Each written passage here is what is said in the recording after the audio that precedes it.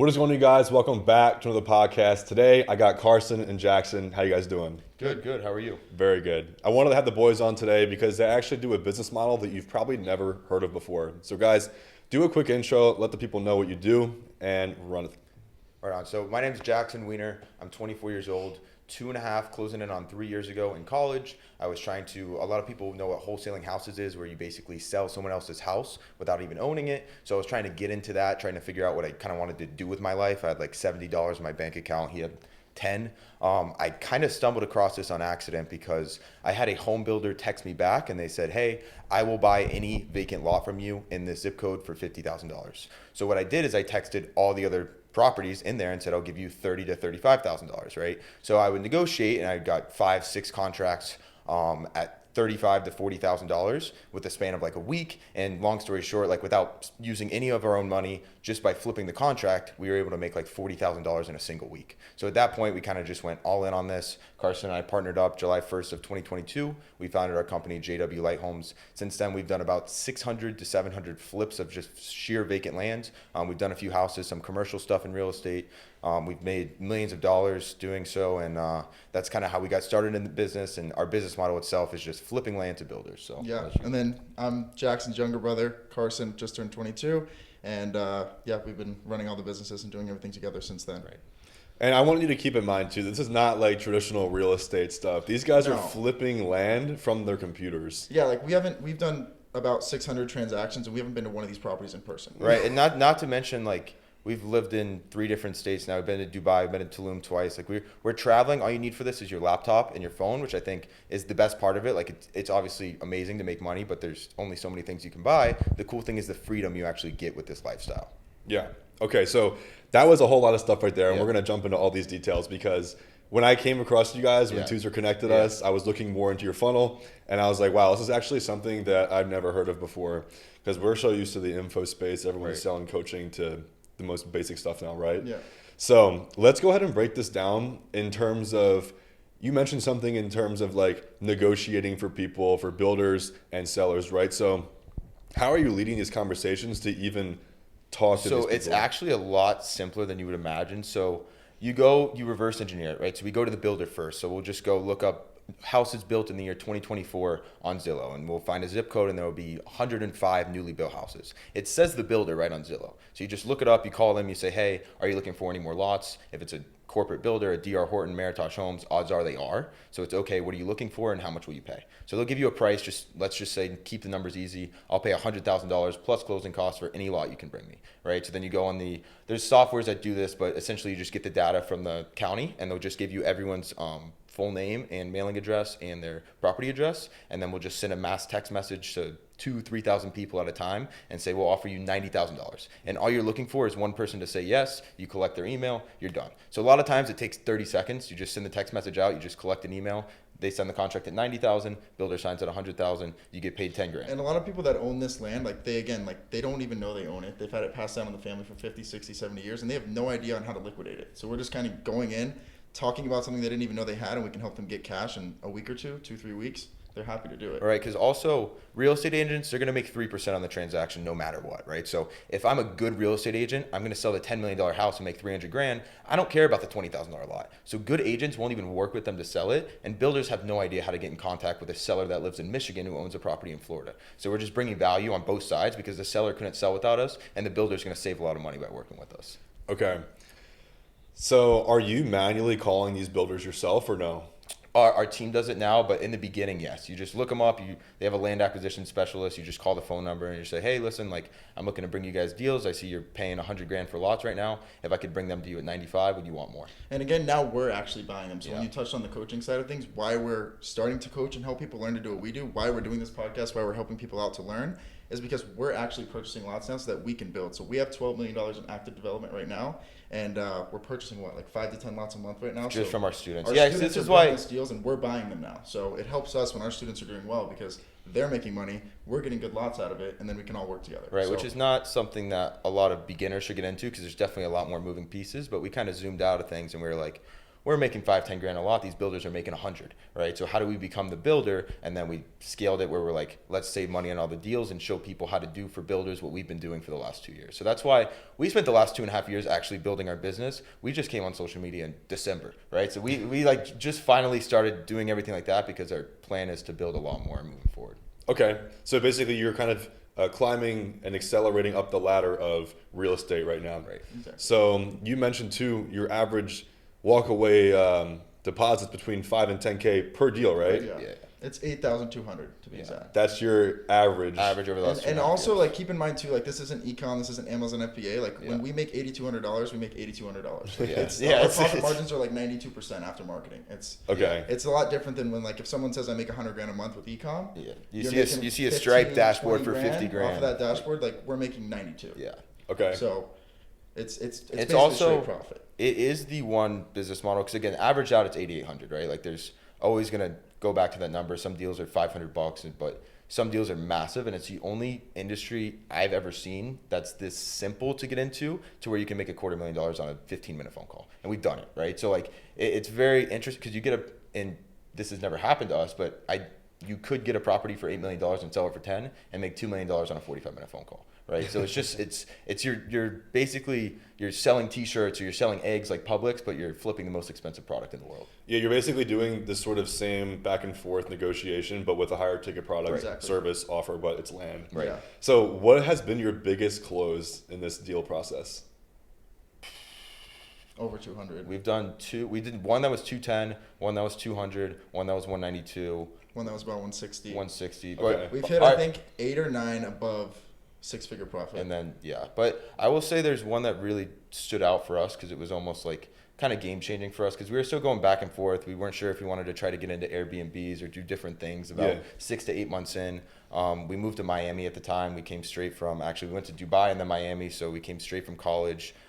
We were making basically everything we were making was basically being spent living in Miami. Just living expenses went up a lot going from college to Miami. That's how it right? always So is, yeah. we were doing great for our age, right? Like 40, 50 grand a month consistently, but that's what you're spending living in Miami. So we're almost like deal to live. So we're trying to figure out other things. And I remember we sent out just like a simple mail out campaign in December, just for tax write-offs, right? So I sent like $5 grand in mail outs just so we could write it off. And about 3 weeks later, like a few days after his birthday, one of the mail outs called in. It was in a new place. We never knew about it. And we just put it under contracts. We're like, I think this should be a deal. We called an agent. We ended up making $162,000 between the 4 properties. And after that, we were just like, we need to go all in on this because this could actually be life-changing. So at that point, we kind of stopped everything else we were doing and just committed to it full time. Okay. I'm hearing all this too, and I'm a bit more familiar with this business model than I think most of the viewers are. Yeah. Maybe they're already a bit aware too, but for new people, I think this is a bit something. There's a lot of gaps that I want to Right. be able to fill in Yeah. with this.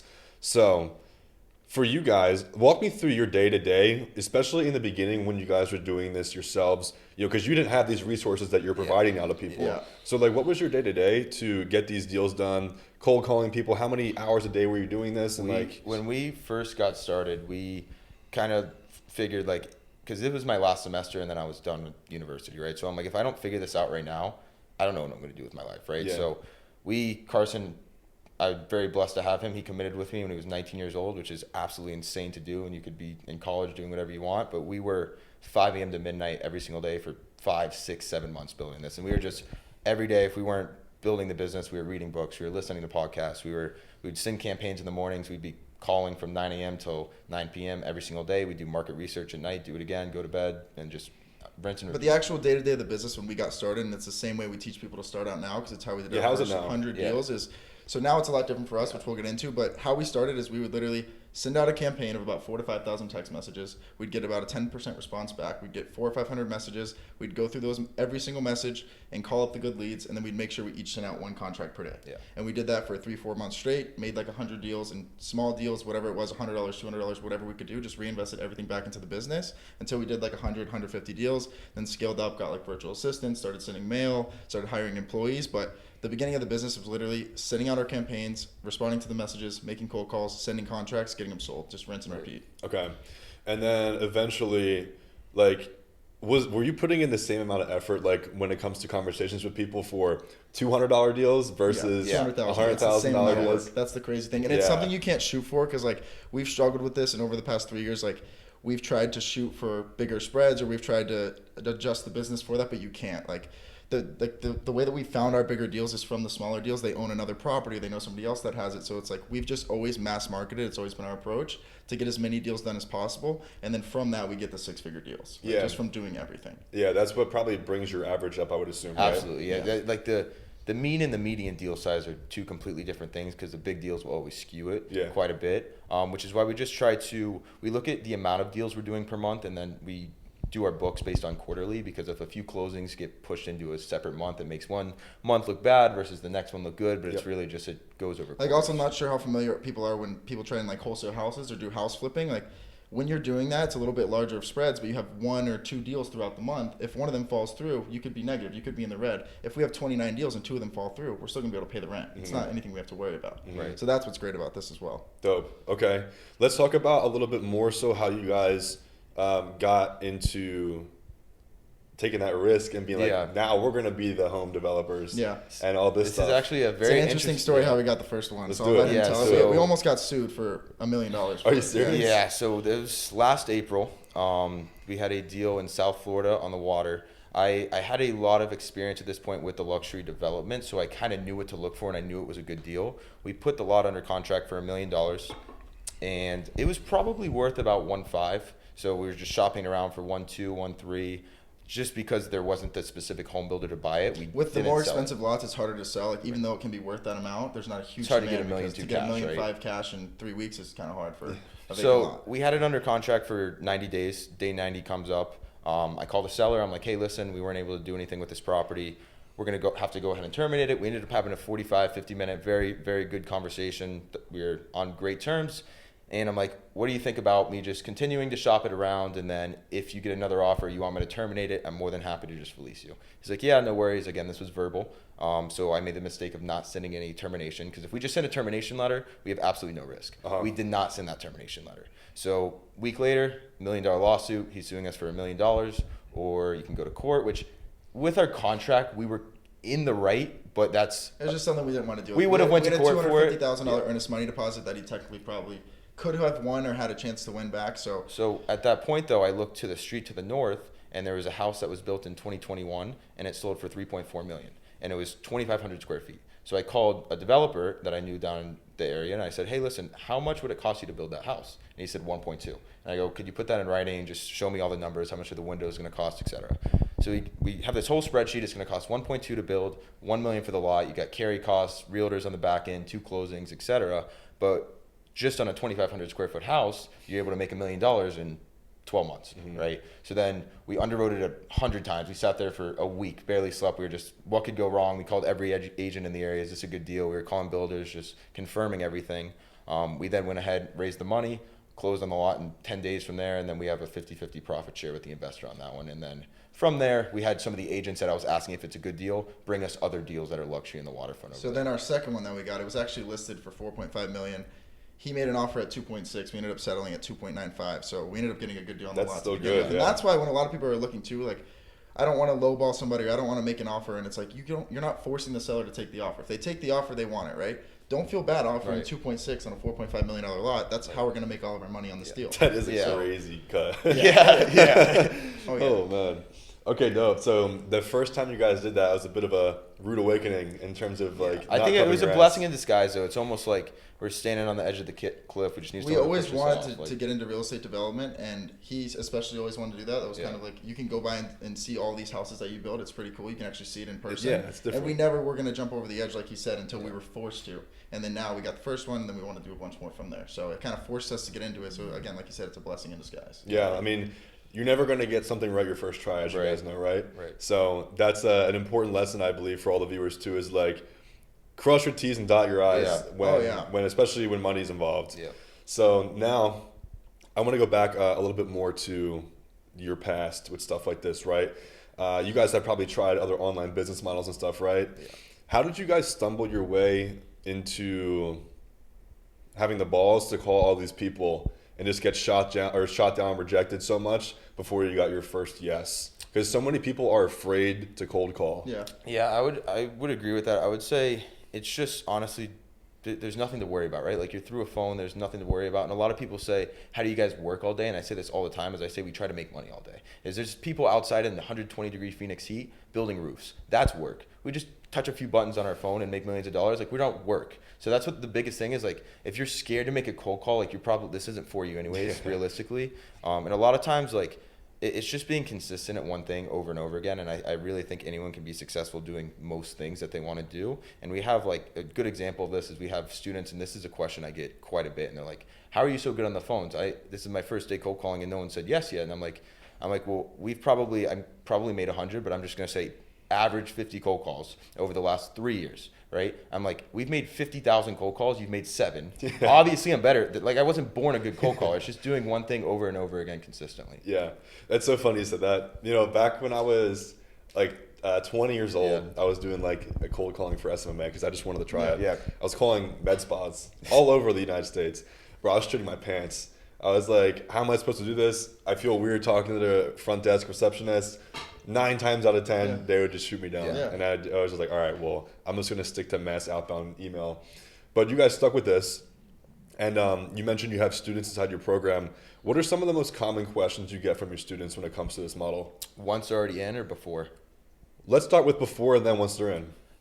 Biggest question I think before is like, is it going to be oversaturated? How many people can actually do this? There's 30 million lots in the United States. There was 60,000 lot sales in Florida alone last year. So, and again, there's 32,000 buildings. Most people watching this has never heard of the business model, right? So it's very untapped. That's the first thing. Second thing is, how do you find the builders? And the builders is by far the easiest part of the whole thing. Is selling these properties is, we're selling assets at less than market value, right? Like, if you get a $10,000 Rolex for $5,000, you're gonna make money on it. And not only that, if they're working with us, we'll just buy it. Yeah, so. Well, that's the thing. Yeah, so then once they're in, just kind of how long until like you actually make deals, stuff like that. We've had students that haven't even signed up for any like marketing or anything. They should, like, they watch the videos like, I'm just gonna cold call people for free. And this guy Jan, it's like my favorite like testimony we've ever had, because his first day he just watched some of the videos, started just looking up people's phone numbers on Google, and he just made a $6,000 deal on his first day. Got paid out within 3 weeks of joining. Really? So normally it would take like 2 or 3 weeks for a deal to close. So like a week learning curve, a week to send your campaigns, get a deal signed, and then 3 weeks to close. I'll typically say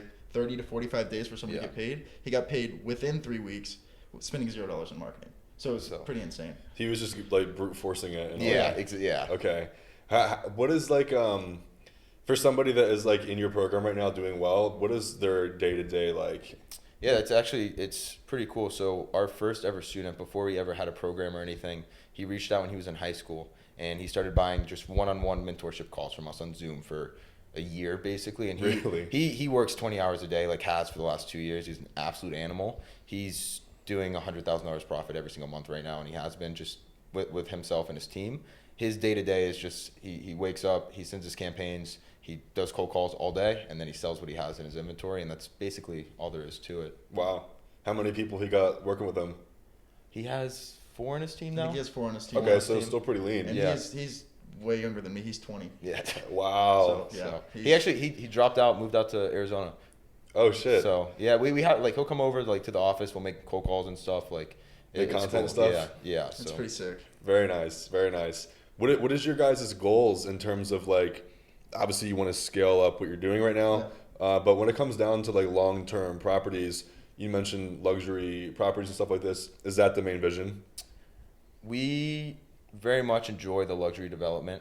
We would probably end up doing at some point some sort of software or other business that would just be a long-term play that would be a long time to develop and a lot of behind-the-scenes stuff. And we also like making deals. So like last year, between our company, we did 239 transactions. We want to do over 1,000, and the only way we can do that is partnering with our students. So we want to do as many deals with our students as possible, help them sell them. They bring deals, we bring deals to them, they help them sell us, and we've been doing that, and that's the goal too. We want to do 1,000. 1,000 deals a year with our students at least, and do the development and do the. We'll never stop our land business. Like, it's just like a fun aspect about it. It's just getting a contract signed on the phone, selling the deal. Like, even if there's much higher leverage things, like we make cold calls every single day.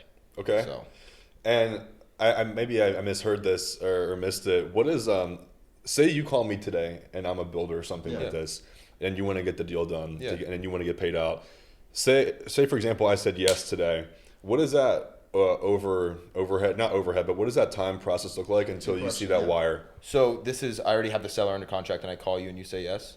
Yeah. Yep. So basically, it's just they need the title search to come back. So a title company, all they make sure that no one's scamming each other. So it's just like an escrow company that holds the money and then they transfer the title. And first things first, so we get the builder under contract with us. So we have the seller under, because everyone asked this another question is, how do you guys not get cut out? Why don't they just cut you out? Why are they going to pay you out a 10 grand difference, right? Why don't they just they're getting the same lot, you're just in the middle, right? So we get the builder under contract with us. In our contracts, we cannot be cut out. They have to pay us out. They're getting our contract with the builders directly with us. So our company is JW Light Homes.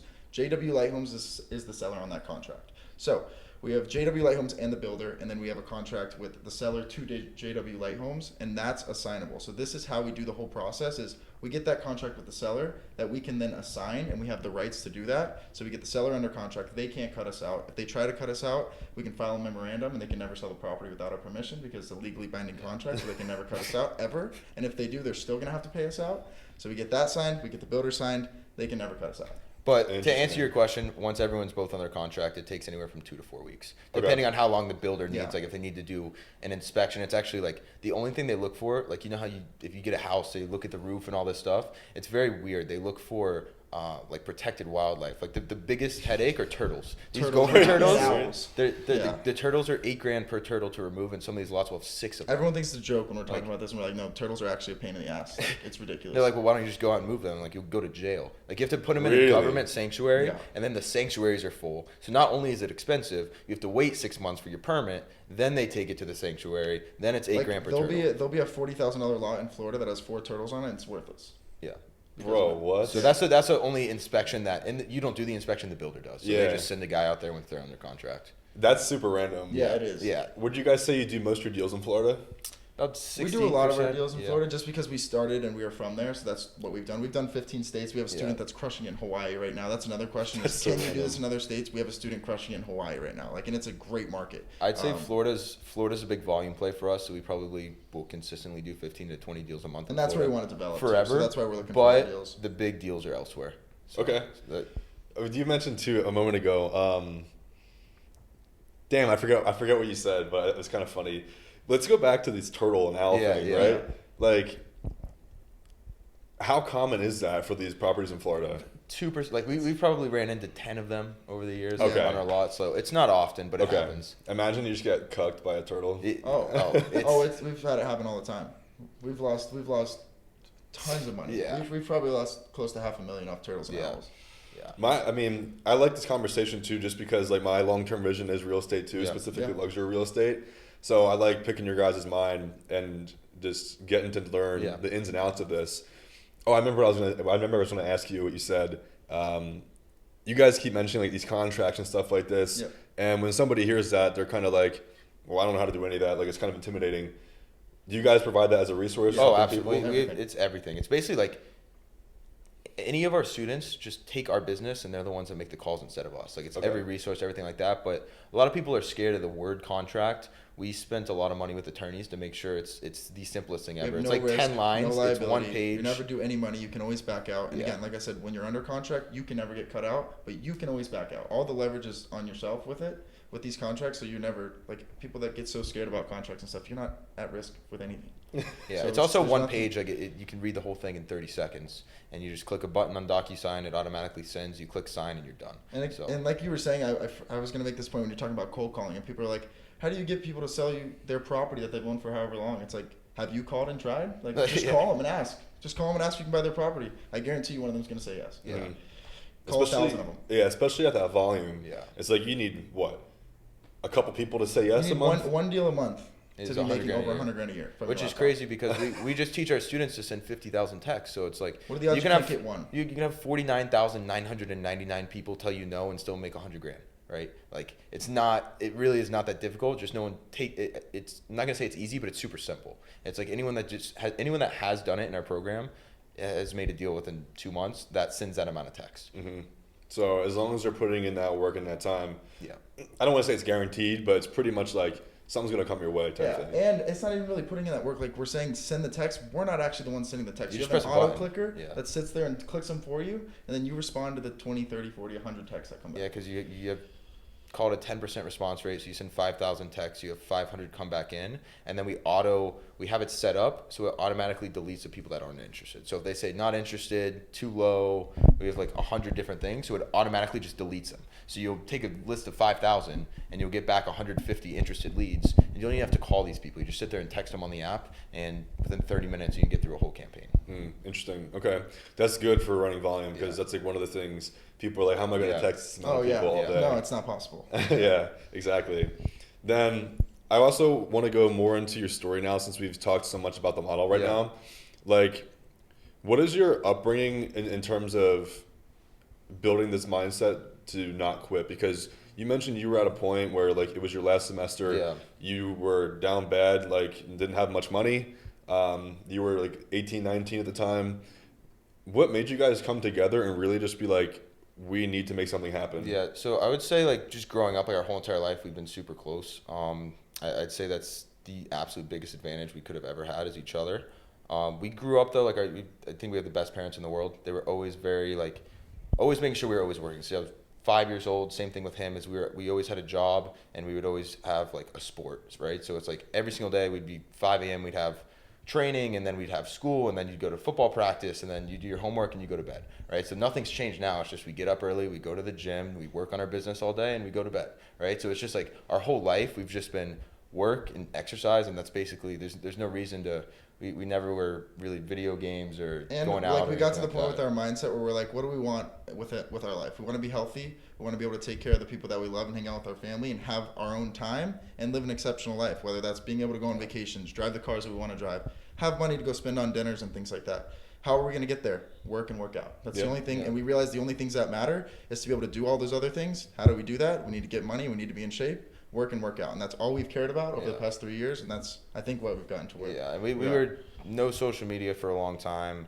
I didn't watch a TV show for 2. And I'm not saying everyone has to do this. You don't have to do this the rest of your life, but it's still like don't watch TV. You need that hard sprint of 6 months where it's like I'm gonna go all in on everything. And there comes a time like now we don't have to work as much on that business as we once did, and it's just gonna print money for the rest of our life, right? But now we're focused on other things. Otherwise, we could take a sit back right now and just like cruise. Yeah, and just appreciate what we built, but we want to do other things, right? And then something else that's been like major in our life, like absolutely huge, was since I was about 10 years old, you were like 7 or 8, we've done a lot of work with the Kids Cancer Foundation in West Palm Beach. That's awesome. So like a percentage of all profits go to them. We started this actually in college before we ever made $1. We would like rent out a club down there and just tell them like, hey, listen, like you guys aren't open on this night, I'll pay for your staff and I'll make you guys in the newspaper, like I'll make you guys look really good, and we're gonna go ahead and have this event here. So we'd go raise a bunch of money, and then we would buy 400 kids with cancer Christmas presents for their like breakfast with Santa every December. That's so awesome, man. that's been like just very eye-opening to the fact of like,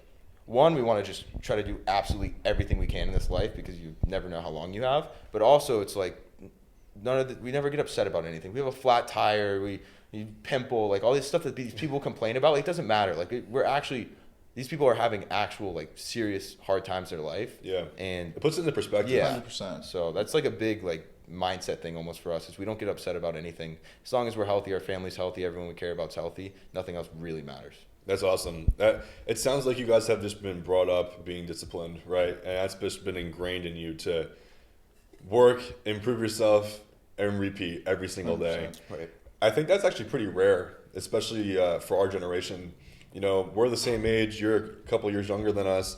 I feel like at least most of the guys, even that I'm still close with, don't have that inner drive and that inner discipline to really push. Or even if they do, they get to a certain point and then stop. Yeah. With a lot of people. Exactly.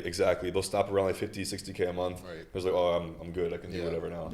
Yeah. So you also said a minute ago, like, you were pretty much like always showing up, especially in the beginning, just like for 6. You said people need to lock in for like 6 months. Yeah, I straight. think you definitely need like a sprint. Like, like 100. And then it gets a lot easier after that. That's how it was for me. So I had money in crypto, which was like a stash, but I had like no like crazy active income coming in.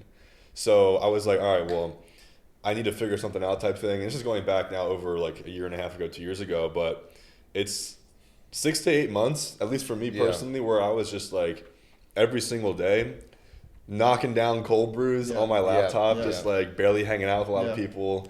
And I would argue that's just as fun as it is now, being able to like do things and not have to work as much. But I would argue that the sprint is almost just as much fun as. I think it is as well. I think the only thing is a state of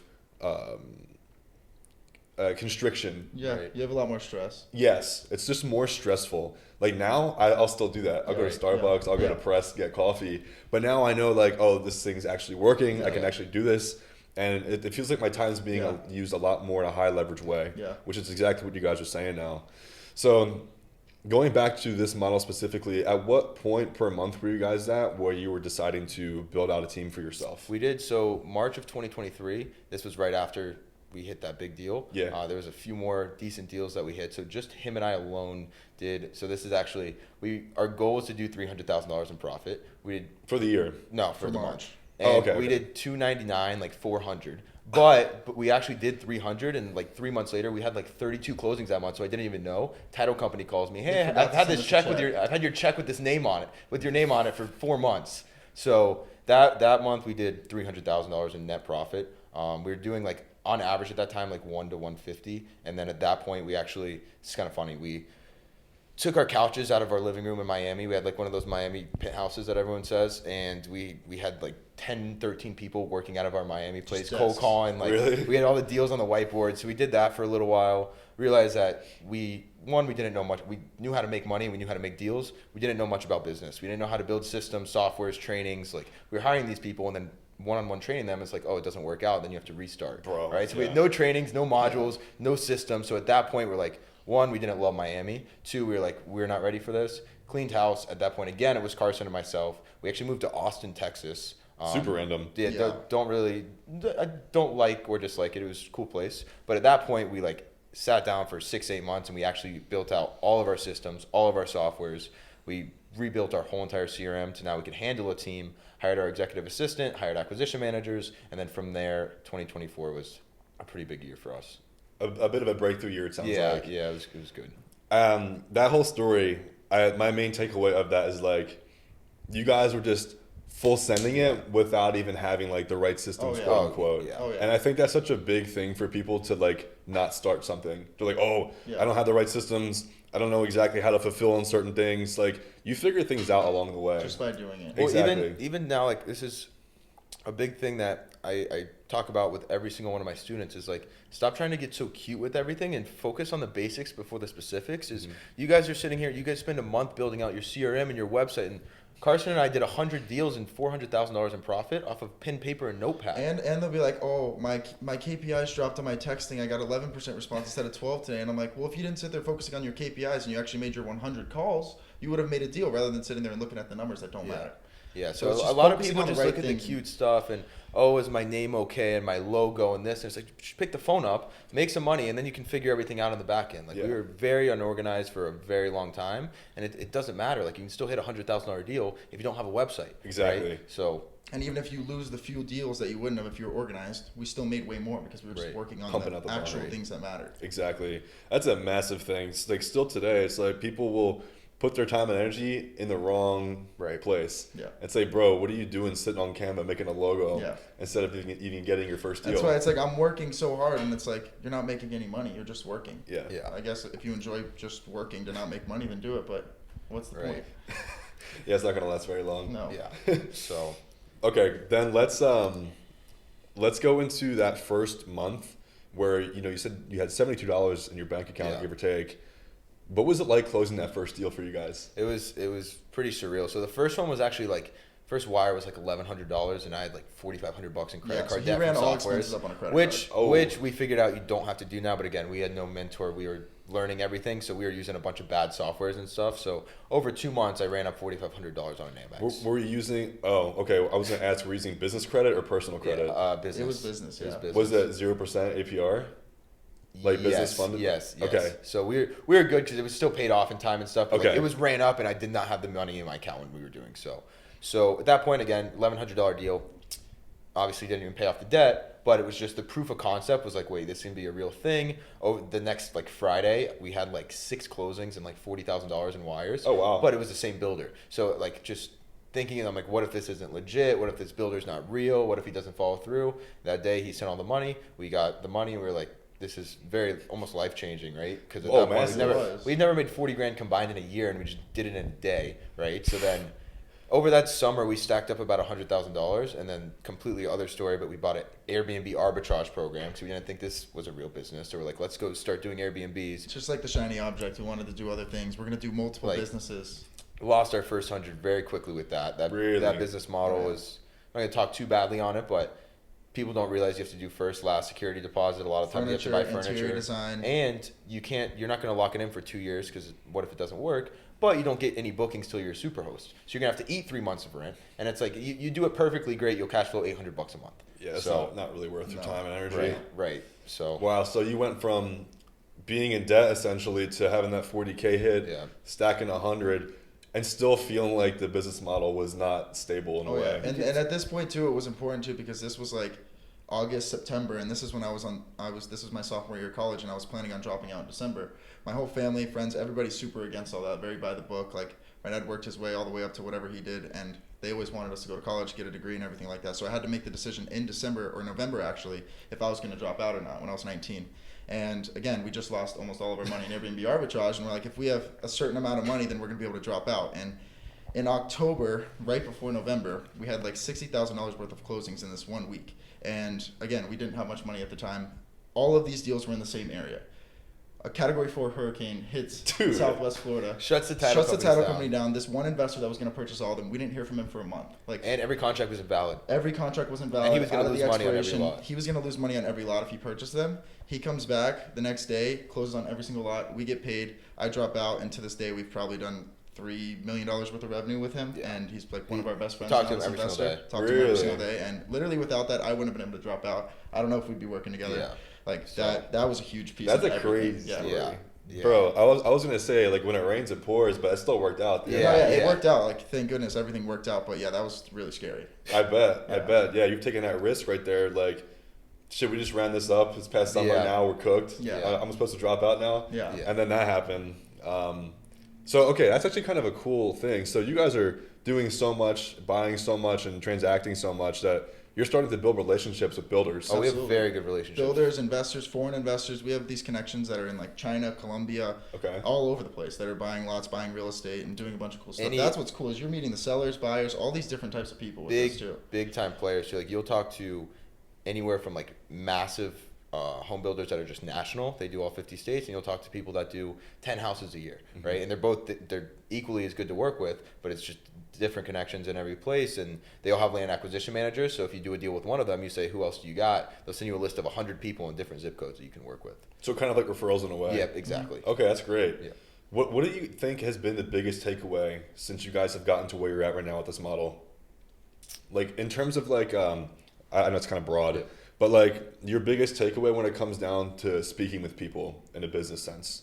I mean, you just need to know, like, say it confidently and know what you're talking about. Like, we'll have the same conversation with the seller as one of our students or somebody else trying to do this will. But when I make the offer and I say, hey, I can give you $14,000 for this property, and they have the same conversation, but they're like, I think I can give you like, I don't know, I'm looking around the area, maybe like 13.5. And it's like, when you're speaking confidently and you know what you're talking about, that's why you need to study it and understand it before you make the calls. And that's where you're going to make the deals. All of our deals have come from they trust us and they like what we're saying on the phone rather than not speaking to a virtual assistant when they're talking to them or speaking to somebody that doesn't know what they're talking about. Just being confident and knowing what you're talking about is where all of our deals have come from. Yeah, I also think like you have to zoom out just from like a business perspective and say like, does this make sense for the other person? And you would be shocked some of the things I hear people say to the point where it's like, oh, well, I sent this lot to a builder at 80,000 and the lot next door is listed for 75. And I'm like, why would they not just buy the lot for 75? Why would they buy yours for 80? And they're like, well, that's what they're looking for. And I'm like, well, why would they not buy it? So you just have to understand, like, okay, cool. If I call them and I say, hey, you can have this one for 65, the cheapest listing 75, they save 10 grand. That's why they're going to work with you. Or we'll have people, I'll give you an example of this. Is there's something called a joint venture deal. So a joint venture deal means like I have a seller under contract, you have a different business, but you have a builder, right? So we can share, I share the seller with your builder, we go 50-50 on the deal or whatever we decide. So I had this contract at 60,000. I had a buyer at 70,000. There was another wholesaler that had a buyer at 74,000, right? So I go, okay, cool. I'll give you $3,000. He goes, no, I only do 50-50. I go, well, I can make $10,000, or I could partner with you and we could each make 7. I'm going to make my 10, or I'll give you $3,000 and I'll make 11. Yeah. He's like, no, I only do 50-50. So he left $4,000 on the table, 3,000 for himself, 1,000 for us, just because he's by the book. You know what I mean? But you have to understand both parties have to be helped, and that's just good business practice. And a lot of people are just don't understand that. Yeah, I think if I were to sum your guys' examples and situations up, it's more so it's like you need to understand the business in and out before you even look to outsource. 100%. And do the right thing, even if it costs you a little bit of money. Like any builder that we've worked with loves to work with us, and they always will, because we've given them discounts. They've given us discounts when the market gets tough and stuff like that. And building the relationships is so much more than making a ton of money on one deal, right? You don't want to rip somebody off on one deal. You're not building a business. You're not building connections. You're not going to build up something that's going to run for a long time, right? Like, we've given up, like, on the same deal, if they're like, look, I need to be at 95,000, you know it's worth every bit of 100, but you know that this is a good connection, you're going to work with them, and you respect what they've done with you. They're going to work with us 50, 60, 70 more times over the year. They're not going to work with somebody else because they want an extra $5,000. Okay, you just made your extra $5,000 on the front end. We just made 500 throughout the year. Yeah. Exactly. And understanding that, and we've always understood that and always done good business, and that's why when we talk to these sellers, we actually mean it too. We're not lying to them about anything. We're very honest, and we say, look, I can give you this price, and we're confident about that because we're trying everything we can do with our buyers, with our connections, and we've always done the right price and not given it up for the quick buck, always. 100%. Like, even in my stuff too, dealing with people, most of my deals I close just over DMs or just over text. Yeah. And if like somebody's coming to me like through a referral, obviously I'm gonna hook them up. Right. Because guess what? They're gonna then bring me more people. Right. So it's just like always building the relationships. That's like that's my motto is like relationships over money. Yeah. Because like you can go make money whenever and however, but if you go it almost when you're helping other people, it almost comes on accident. Yeah. Like exactly. And like it's one thing to do the right thing essentially, or just burn a relationship. Like imagine I fucked you guys over. Yeah. Say, oh well, now I was gonna be kind of weird talking with all of your friends who are my friends, and it's just like, bro, there's no point to do anything like that. And with most of those examples too, it's not like you're being an idiot and selling something for like half price or doing something for you're not making any money, you're losing money on it. It's like, no, you're just giving up a little bit to work with somebody long term. You're not gonna go bankrupt because you lost a little bit of money on one deal. Right. Yeah, like that one guy, that builder, you guys have been running, you said, a few million just through that one guy, right? He's made us millions, and we've also made him millions. Because what we would do in the beginning, so that we do this with our students a lot now, is so we found him, and he goes, hey, listen, you guys are getting great deals right now. You guys are college students. You don't have the money to dish it out. He goes, you get a lot that's worth $20,000, and there's no builder in the area. He goes, you get that lot at $10,000, give it to me for 14. I'll buy it and I'll close in 7 days, and then I'm going to relist it and make 15 to 20% on the back end. So he said, you know what, let's go, right? So we did hundreds of deals with him as we stacked up our money a little bit, but we'd get the lot at $100,000, give it to him for 115, he'd sell it for 140, right? But he would close on it in 7 days, so I could tell the sellers, hey, I'll close in 7 days, I'll put up hard money. And that was just our negotiation with the seller, and then we just flip him all the deals. So now we're doing that essentially with a lot of our students as well, and the ones we aren't building on is like, hey, listen, if you guys don't have money and you have a good deal and you don't have a buyer, we're not going to give you 100% of market value, but you can still make some money as long as I can make 15, 20%. Because like the example with that $1.5 million lot, we couldn't find anyone to sell it, right? Even though it was worth that. It's the same thing as we'll close in a week. We'll actually buy it even though it's at 75, 80% of market value, but you don't have anybody at 100. We'll buy it. We'll list it. We'll wait 6-9 months. We'll make our 20%. You make your assignment fee. Everybody's happy. Mm-hmm. And I think something too, it's kind of random, but it might be a limiting belief or a lack of knowledge for people watching. It's like you guys are putting up none of your money up front. No. Nothing. So like y'all are just connecting the right people, making your spread. 100%.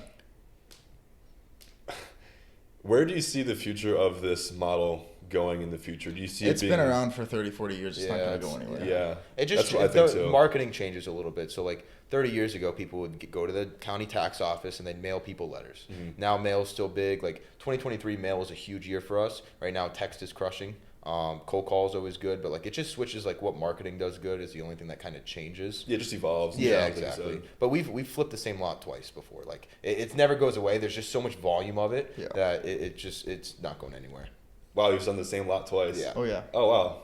Okay, that was one of my thoughts too when I was going through your funnel. I was like, how many properties can this actually how many properties can somebody actually do to make a lot of money with this? Because like if I were to do this, I'm like, well, I'm gonna go for the mid 5 to 6 figure months doing Right. this. So how sustainable is that, right? Yeah. But when you go and say all these properties and all this land's for sale every year, it's I like will say crazy.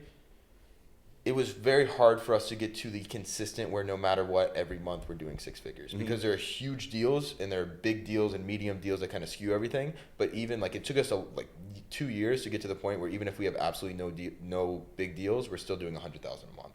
So there was times in October we did 532,000 in profit, but the month before we did like 45, right? And it's not like it was a good or a bad. Because the October? closing dates get pushed back, or this past October. Okay. So I think it's very sustainable to where you're doing anywhere from like 30 to 130 a month within your first 6 months. Because to say you're going to do the same thing every month is just, it's not the business model. It's not like it's a I come from like the MRR background. it's not like an MRR. It's just going to keep going up. that's It's just like, it's so different from any other model in almost every other aspect. Yeah. That's one of the things too, is like coming from that world and scaling that. It's like I have predictable income with that, right? And then I talk and sit down with my friends that does wholesale. He's like, oh, you said this earlier this pod. You're like, oh, if you have 2 closings and one falls through, you're cooked. Yeah. And that's what happened to him. And I was like, bro, I'm not trying to deal with that. Yeah. That's why with these land deals, like even if you're doing $2,000-$3,000 per deal, you line up 10 of them throughout the month. Again, you have nothing to worry about, and it's kind of consistent a little bit more when you know you have 15 deals lined up in your next month. It's every other day you have a closing. It's kind of a lot more consistent than kind of any other form of real estate that you get into. I've tried to say this before, and it's if you're a real estate agent, you have maybe a closing every couple months. If you're doing Section 8s, I mean, you need hundreds of them to make money. If you have short-term rentals, you're not making money. There's really no other form in real estate other than flipping houses, which takes 3 to 6 months to flip a house, or wholesaling houses. Again, like you said, one falls through, you're cooked. You can line up 15, 20 closings in a month. You're having consistent income. You're getting paid every couple of days with this. Right. So this is really the only form of real estate where you can be making consistent income and be confident that you have closings lined up and you're going to get paid every couple of days that you really can't do with anything else in real estate. Mm-hmm. How many people are you helping like one-on-one right now? Just like basically go from beginner stage to, like you say, maybe 30 to 50K plus. So we spent about, again, 2.5 years building out training programs for our own team. So then we took that when we decided we're going to make this program. We have the whole training program. It's like 20 hours of film, all the templates, every previous coaching call, all of my trainings with my teams over Every the year. software we use. Every software we contracts. use. Deal submission to submit deals to us. It's everything A to Z you need. And then we do 2 coaching calls a week with everybody on them. And then our actual inner circle gets just like Zoom calls. But we do very little one-on-one coaching anymore. As if we have some free time, I'll drop in there like, hey, listen, if someone wants to jump on a call, like you've been crushing it, let's get on a one-on-one. But we have a lot of things going on to where getting on one-on-one calls. But our inner circle is very selective. Yeah. So we'll do Zoom calls with the inner circle right now. I believe there's only 12 people in there. Yeah, we only take on 5 a month. So So our thing with we're that keeping is that very selective. full transparency is we're not going to talk about pricing or anything, but I don't care if we have 1 million followers. We're only taking 5 people a month. We're just going to keep doubling the price. Everybody that's been in the inner circle for over 3 weeks has made a deal. Yeah. Yeah, that's And there's somebody that got started about 45 days ago who's doing 30K a month. Yeah. How old are they? He's, I 25? believe, 20. He's mid-20s. That's dope. Yeah. He came He from- had no real estate knowledge whatsoever. He was doing IT. You spoke to him in December. He had a tech job. He was doing pretty well. He was making like 120 grand a year. He's like, I really want to get this to 20, 30K a month. We talked to him a month and a half And I'm later. like, dude, you're going to do much more than that. He didn't believe me. You can see it. We just posted it on YouTube. I did an interview with him. And I'm like, how much realistically do you think you're going to make within the next month or two? He's like 70, 80K a month profit every month, no matter what. And I'm like, and you actually believe that? And he's like, yes. And I do too. And I'm like, this is what I told you 45 days ago, but you didn't believe me then. I'm like, what do you think now? And it was pretty cool to see that. Yeah, the transformation, like, and just Within a shifting, month. basically breaking his beliefs and reinstating them, like, oh, this actually works. And he's ripping Hawaii right now. Yeah, which is he'll make interesting. $37,000 this month. Dope. And what is it? Just him or a team? It's just him. Just him. And he's partnering with someone else in the program. They're doing a lot of joint venture deals together. So like which the, is cool. the other guy will That have is the dope. buyers, so they just like. So honestly, he's making 37. Cole's probably making 20 also. Yeah. Okay. Wow. That's actually kind of cool too. Is like collaborating with other guys. Yeah, no, 'cause Everyone like, in there even is like like- if someone doesn't want to spend money on marketing, okay, go find the builders for someone else. So they'll spend the money on the marketing. They bring the deals. You split it with them. You're both making money. Right. Which we didn't even think of when we made the program Yeah. originally, but now we've been seeing everybody working together and doing deals, which is That's pretty cool. dope. Yeah, it's pretty cool. I've never seen that in like any other program where you can kind of like collab. Yeah. Yeah. And like you do one thing, I do the other, we get it done type Yeah. of thing. Yep.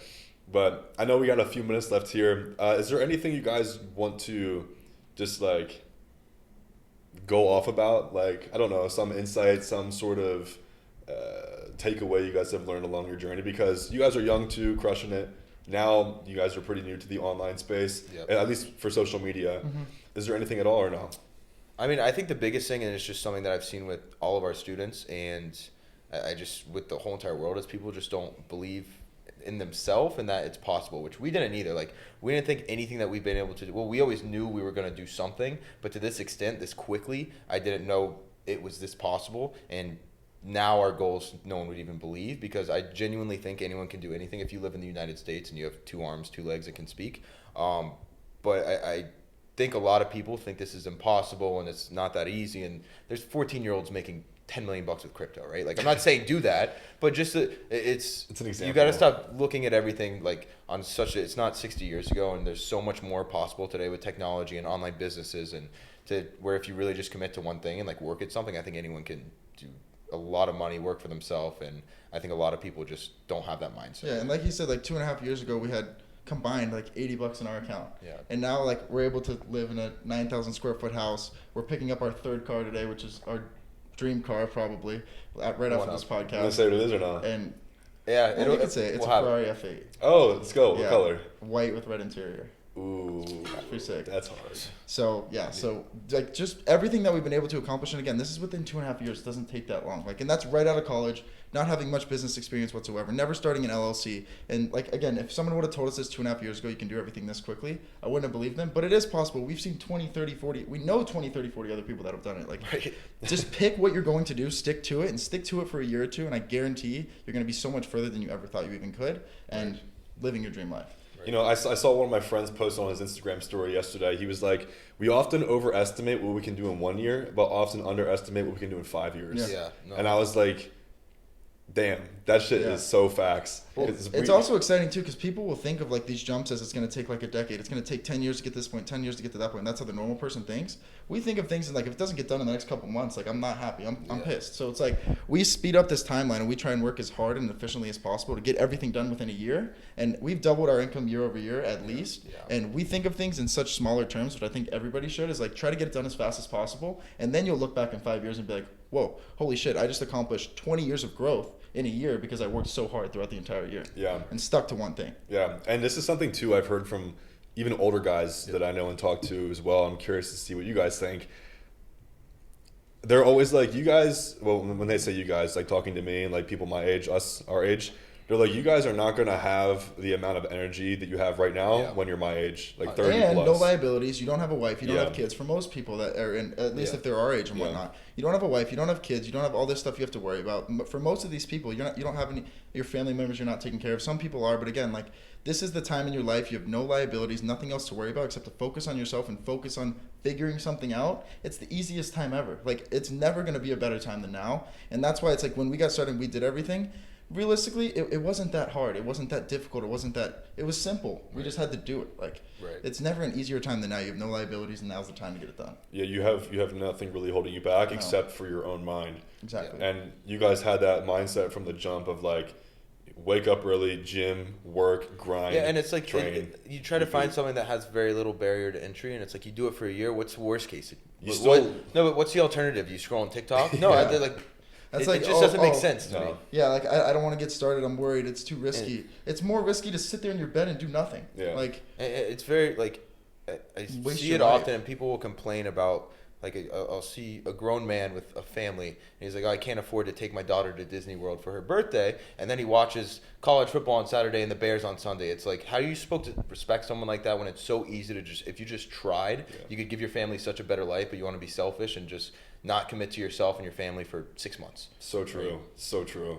It's the same people that be on Twitter just typing dumb shit. It's like, bro, what are you doing with your time? And that's why I also tell my students when you're on this build phase of your life, whether it's your business, your family, your faith, fitness, whatever you want to do in your life, is there are things that are going to help you and there are things that are going to hurt you. And you know what those things are. Just write them out and just do the good things, right? It's working out, calling your family, working, whatever that may be. And then the bad things, drinking, smoking weed, anything like that.